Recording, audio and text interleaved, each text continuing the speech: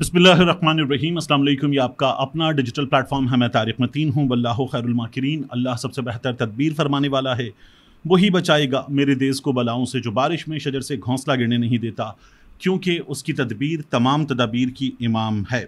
अहम तरीन खबरें हैं पाकिस्तान इंटरनेशनल एयरलाइंस PIA, उसके साथ जो हुआ उस पर सबसे पहले इमरान खान साहब ने 19 मई 2020 को एक सोशल मीडिया पोस्ट की थी। इमरान खान साहब वज़ीर आज़म थे और उनकी हुकूमत में PIA का जो स्टेटस था बेहतर हुआ था। इमरान खान साहब ने बताया कि कौमी कैरियर PIA अब रिवाइवल के फेज़ में है और अपनी जो अज़मत रफ्ता है वो हासिल कर रही है पाकिस्तान इंटरनेशनल एयरलाइंस, और इसके रेवेन्यू में जो इजाफा हुआ वो था 43% 19 मई 2020 को। और इमरान खान साहब ने कहा कि जो इसके ऑपरेटिंग लॉसेज हैं वो कम हुए हैं 76% तक। सिर्फ ऑपरेटिंग लॉसेज जो थे वो रह गए 24% के करीब, और एडिड फाइनेंशियल फैसिलिटी की वजह से ये सब कुछ मुमकिन हुआ। इमरान खान साहब ने कहा कि अब PIA इस वक्त जो बैरून मुल्क महसूर मुख्तलिफ मुल्कों में फंसे हुए पाकिस्तानी हैं उनको वापस लाने का भी काम कर रही है। ये इमरान खान साहब ने खबर दी थी। उस वक्त 103 बिलियन जो अटेनिंग फाइनेंशियल स्टेबिलिटी है, उसके बाद जो रेवेन्यू था 43% बढ़ा और वो बढ़कर 103 बिलियन से 147 बिलियन हो गया था। ये इमरान खान साहब की जानिब से बताया गया था। अब हुकूमत निजकारी कर रही थी। निजकारी में जितने शामिल हुए वो सब बोली देने के वक्त अलग हो गए और सिर्फ एक इदारा रह गया, blue world city. Blue world city वो है जिन्होंने एंगिन अल्तान अर्तुगरुल उनसे मुआहिदा किया था। फिर बाद में पता चला कि फ्रॉड था, अर्तुगरुल जो है उसके साथ फ्रॉड हुआ था और वो नहीं आया था। फिर तुर्गुत एल्प या कुछ इस तरह का एक किरदार था, वो पाकिस्तान आया था और ब्लू वर्ल्ड सिटी का ब्रांड एम्बेसडर वो निस्बतन छोटा अदाकार बन गया था। ये जो ब्लू वर्ल्ड सिटी वाले हैं इन्हीं का चैनल है सुनो। इस ब्लू वर्ल्ड सिटी के मालिक साद नज़ीर साहब हैं, ये बिडिंग में मौजूद थे।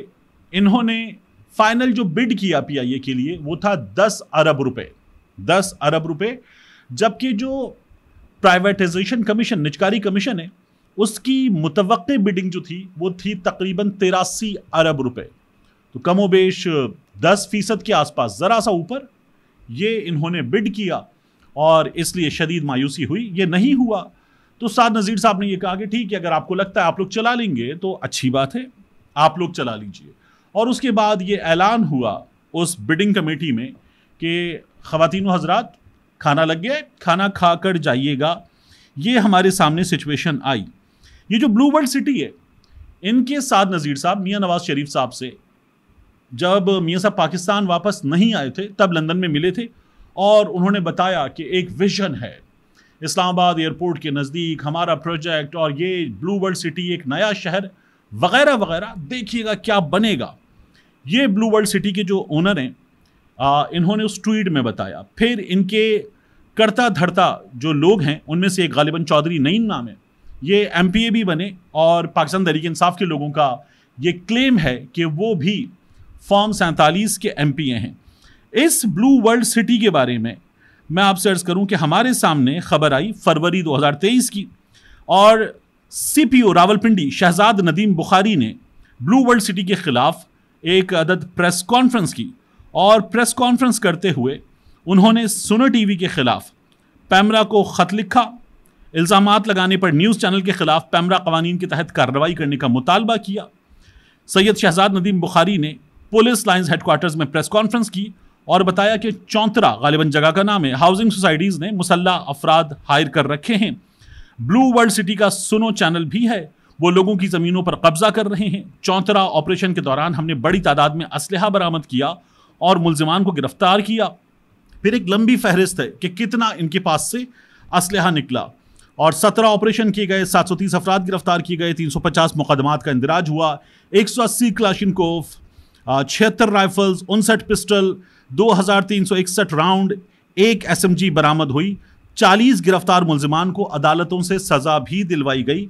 ये सब कुछ था इस ब्लू वर्ल्ड सिटी के खिलाफ इन लोगों को जिन पर ये तमाम इल्जामात थे, और ये रावलपिंडी के CPO प्रेस कॉन्फ्रेंस कर रही हैं। ये हमें हमारी हुकूमत और हमारे इदारे बता रहे हैं कि फ्रॉड हैं, ज़मीनों पे कब्जे कर रहे हैं, ये लोग ये सब कुछ कर रहे हैं। ये बिडर्स में फाइनली आखिर में मौजूद थे।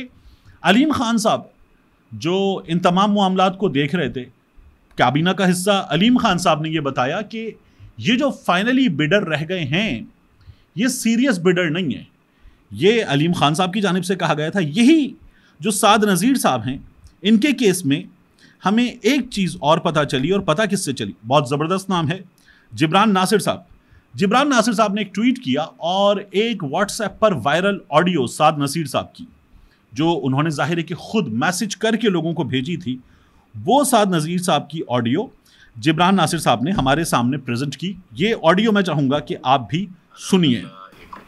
बिस्मिल्लाहिर्रहमानिर्रहीम। तमाम ब्लू वर्ल्ड सिटी के चाहने वालों को अस्सलाम वालेकुम। अल्हम्दुलिल्लाह एक खुशखबरी शेयर कर रहा हूँ जो आपको मैं बता नहीं सकता, लेकिन खुशी का मौका है इसलिए आपसे शेयर कर रहे हैं। जो ब्लू वर्ल्ड सिटी के तमाम चाहने वाले हैं, जो एंड यूजर्स हैं, जो रियल्टर्स हैं, उन तमाम को मैनेजमेंट की तरफ से बहुत बहुत मुबारकबाद हो। जो काम अल्हम्दुलिल्लाह पिछले 4-5 साल हमारे लिए मोहब्बतें बखेरते रहे हैं, वो अल्हम्दुलिल्लाह आज ब्लू वर्ल्ड सिटी के साथ शामिल हो गए हैं उस जद्दोजहद में। और इंशाल्लाह अल्लाह पाक के फजलो करम से पाकिस्तान में अब एक ऐसा शहर इंशाल्लाह बनेगा जो पूरी दुनिया में अपनी मिसाल कायम करेगा। तो हमारी लीगैलिटीज और एनओसीज के बारे में लोग परेशान होते थे, अल्हम्दुलिल्लाह वो परेशानियां बहुत जल्द दूर हो जाएंगी। आप समझें कि जहाँ से तमाम इजाजतें मिलती हैं वहाँ से अल्हम्दुलिल्लाह वो लोग अब आपके साथ, अल्लाह पाक खैर लाएगा और इंशाल्लाह यहाँ एक बहुत शहर आबाद होगा। साद नज़ीर साहब कह रहे हैं कि जो लीगैलिटीज़ के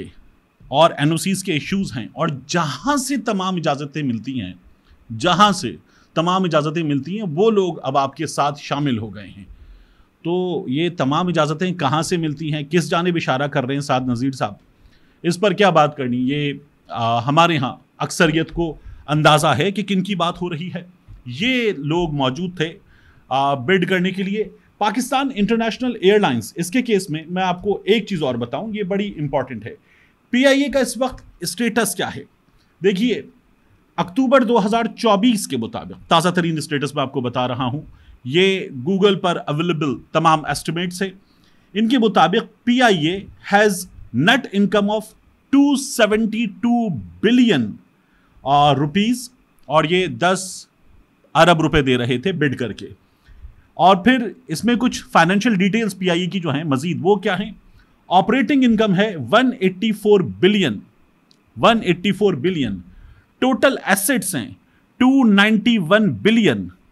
जो मुलाजमीन की तादाद है वो है 8150। पीआईए पर ठीक ठाक किस्म का खसारा भी है, तो पीआईए पर कर्जा भी मौजूद है, और वो भी थोड़ा बहुत नहीं है, खासा कर्जा है।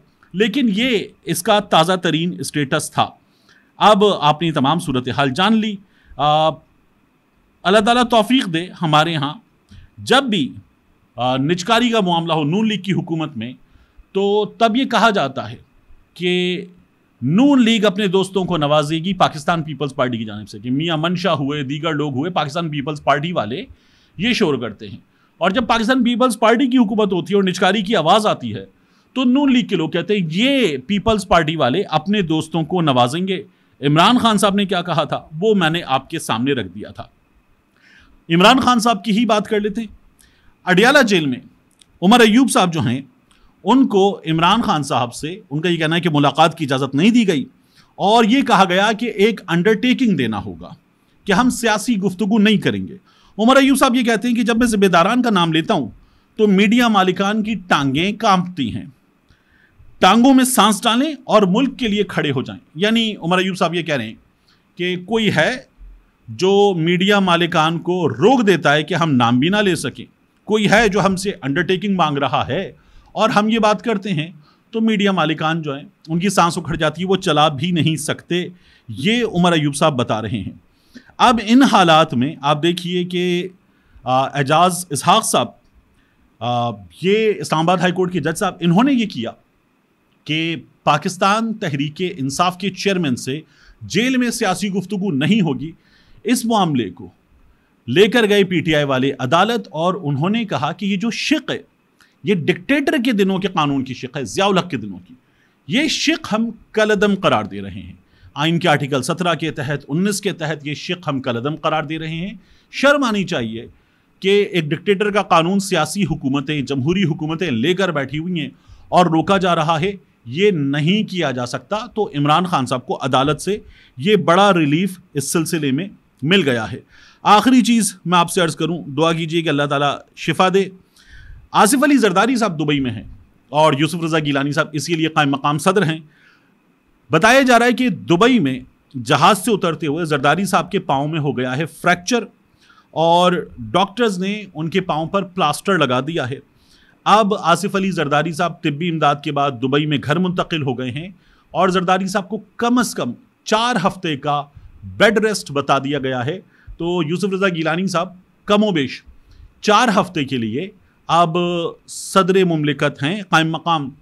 इस दौरान जो कुछ होगा पाकिस्तान तहरीक इंसाफ वाले नज़र रखें, क्योंकि मज़ीद कुछ ऑर्डिनेंसेस, कुछ चीज़ें वगैरह होंगी और मुमकिन है कि बाद में PTI वाले ये सुने कि हमने कब किया था, ये हमने कब किया था।